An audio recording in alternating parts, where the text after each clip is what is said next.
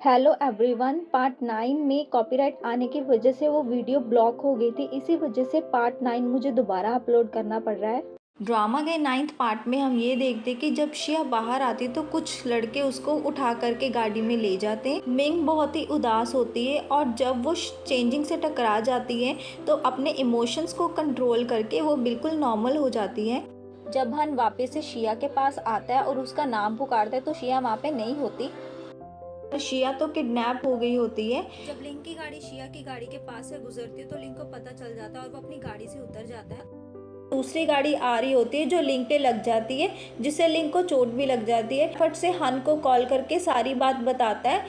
जाते जाते हन मिंग और चेंजिंग को भी शिया की किडनैपिंग के बारे में बता दे।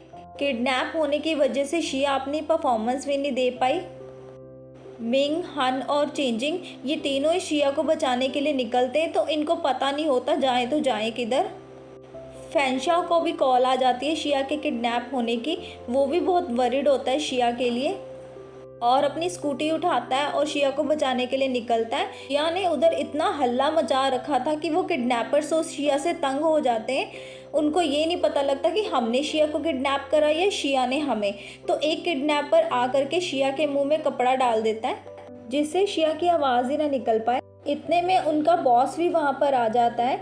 मिंग की चमची वॉन्जन मिंग को कहती है कि तुम्हारा तो रास्ता ही साफ हो गया क्योंकि शिया किडनैप हो गई है। पर मिंग कहती है कि अगर शिया किडनैप नहीं भी हुई होती तब भी उसे कोई टेंशन नहीं थी क्योंकि विनर तो उसने ही होना था।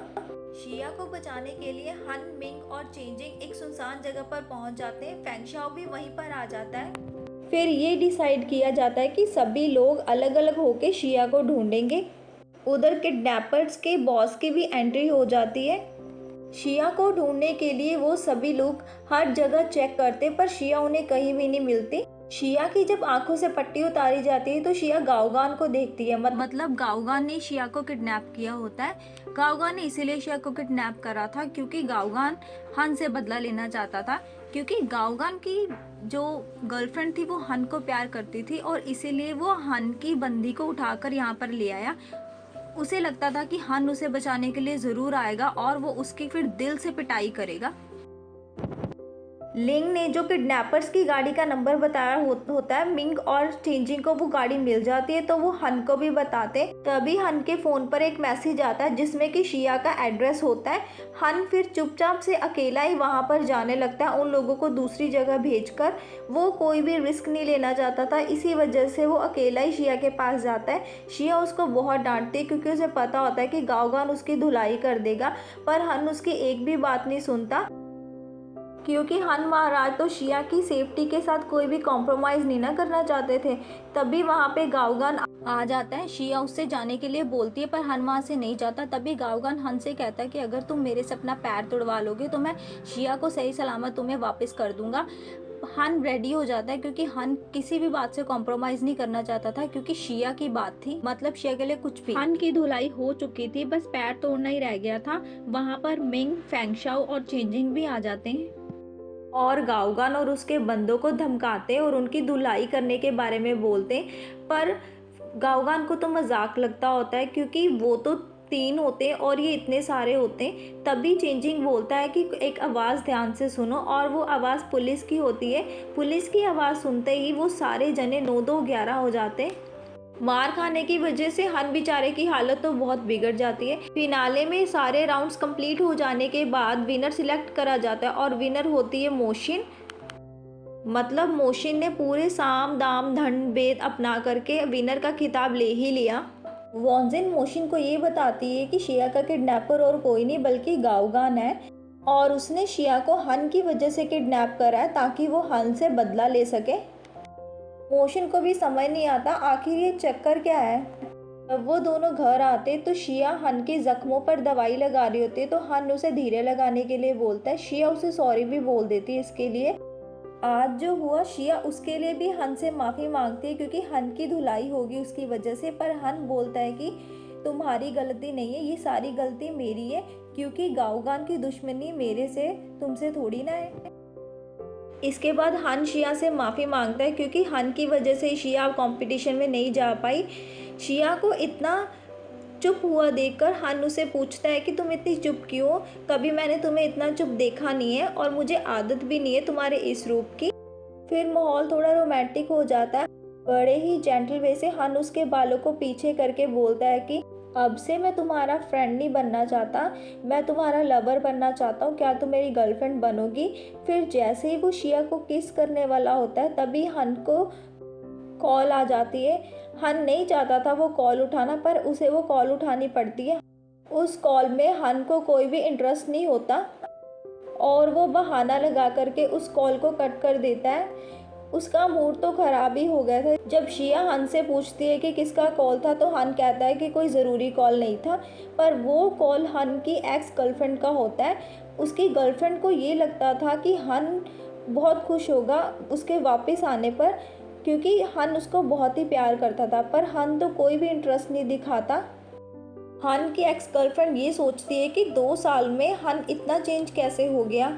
हन का सारा मूड ख़राब हो जाता है तो हन शिया को सोने जाने के लिए बोलता है और खुद भी कहता है कि मैं सोने जा रहा हूँ। जाते हुए हन शिया को ये बोलता है कि जो मैंने तुम्हें बात बोली है उस बात पर गौर करना और तुम्हारे रिप्लाई का मैं वेट करूँगा। शिया चुपचाप ही बैठी रहती, कोई रिएक्शन नहीं देती। पता नहीं शिया के दिमाग में आखिरकार चल क्या रहा है।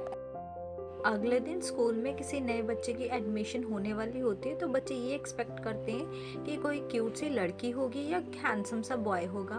जिन सर आने के बाद नए बच्चे को इंट्रोड्यूस कराते हैं और वो नया बच्चा और कोई नहीं बल्कि हन की एक्स गर्लफ्रेंड मान को ही होती है। शिया सो रही होती है, वो अचानक से शोर सुन के उठ जाती है और एटमॉस्फेयर को समझने की कोशिश करती है। उस लड़की को देखकर शिया को थोड़ा थोड़ा तो लगने लग जाता है कि ये हन की एक्स गर्लफ्रेंड है, क्योंकि हन की मॉम ने शिया को हन की एक्स गर्लफ्रेंड का नाम और उसके बारे में भी बताया था।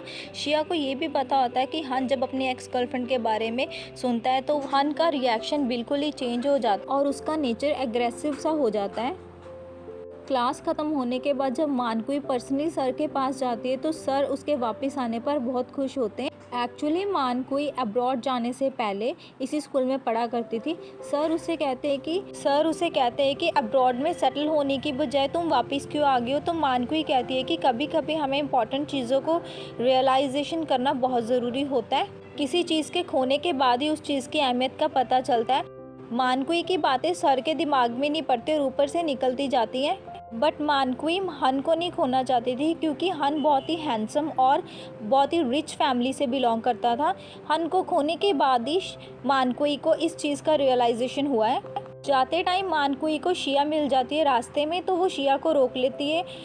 मानकुई को पता होता है कि शिया हन के घर में रहती है, तो वो शिया को ये बताना चाहती थी कि किसी वक्त वो भी हन के घर जाया करती थी और वो शिया से घर वालों के बारे में भी पूछना चाहती थी। तभी वहाँ पे चेंजिंग आ जाता है और चेंजिंग को देख करके तो मानकुई अनकंफर्टेबल होने लगती है, तो फिर वो वहाँ से चली जाती है। शिया गुस्से में चेंजिंग को हिट कर देती है, जिससे चेंजिंग की चोट लग जाती है और चोट की वजह से वो बेचारा बड़ी मुश्किल से ही चल पाता है। तभी वहाँ पे उसको फेंगशाओ मिल जाता है। फेंगशाओ अब उसी के स्कूल में काम करने लग गया था, क्योंकि फेंगशाओ ने शिया की मॉम से प्रॉमिस करा था कि वो हमेशा ही शिया की हेल्प करेगा, क्योंकि शिया की किडनैपिंग के लिए वो सारे लोग शिया के लिए वरिड थे, इसीलिए वो शिया को प्रोटेक्ट करना चाहते थे। तभी ये दोनों बातें करने के लिए कोई और जगह चले जाते हैं। क्लास ए में तो मानकुई की बातें ही चलती रहती है बॉयज़ के बीच में। वो कहते हैं कि मानकुई बहुत ही स्वीट है और बहुत ही इंटेलिजेंट है। जब ये बातें मोशन सुनती है तो मोशन को तो हार्ट अटैक ही आने वाला हो जाता है। उसकी तो जैसे दुनिया ही उजड़ गई हो। मतलब कि एक तरफ शिया और दूसरी तरफ मानकुई। अब मोशन करे भी तो क्या करे बेचारी। शिया जब क्लास ए के दरवाजे से गुजर रही होती है तो वो हन को देखती है और खड़ी होकर हन को ही देखती रहती है। जब हन उसको देखता है तो शिया जल्दी से वहाँ से चली जाती है। आखिरी क्लासरूम तक हन उसको देखता ही रहता है। एंड मोशन वॉज लाइक अरे यार ये हो क्या रहा है। मतलब झटके पे झटके लगने वाली सिचुएशन हो जाती है मोशन के लिए। तो बातों ही बातों में फेंगशाओ चेंजिंग को ये बताता है कि उसने शिया की मॉम को प्रॉमिस करा था कि वो हरदम शिया को प्रोटेक्ट करेगा। चेंजिंग उसे कहता है कि वो शिया को पसंद करता है, वो उसे कोई आइडिया दे शिया को पटाने का। तो फेंगशाओ उसे एक डायरी निकाल के देता है जिसमें कि शिया की पसंद और नापसंद का सारा लिखा होता है। फेंगशाओ जब शिया को पसंद करता था तब उसने बैठकर ये सब डायरी पे लिखा था। चेंजिंग जब उस डायरी को पकड़ता है तो टेढ़े मेढ़े से मुँह बनाता है, क्योंकि उसे डायरी वो बहुत गंदी लग रही होती है। तब फेंगशाओ कहता है कि अगर तुम्हें नहीं चाहिए तो मत लो, पर चेंजिंग कहता है कि नहीं नहीं मुझे चाहिए, और जाते टाइम वो फैंगशाओ को किस भी कर देता है, इतनी खुशी होती है उसको। शिया को स्मार्ट लड़के पसंद है, ऐसा फैंगशाओ ने चेंजिंग को बताया था, तो वो हैंडसम और स्मार्ट दोनों बनकर आता है। पर शिया को उसमें इंटरेस्ट नहीं होता। मिंग उसको टच करके देखना चाहती है पर चेंजिंग उसे दूर हटा देता है। तब शिया उसको अपनी सीट पर जाने के लिए बोलती है।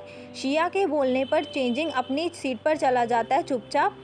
पूरे स्कूल में ये बात फैल जाती है कि चेंजिंग अब शिया का बॉडीगार्ड है, और हो सकता है कि हन इस बात से बुरा मान जाए। दूसरे बच्चे ये बात कर रहे होते हैं कि मानकुई वापस आ गई है, क्या पता हन वापस मानकुई के पास ही चला जाए।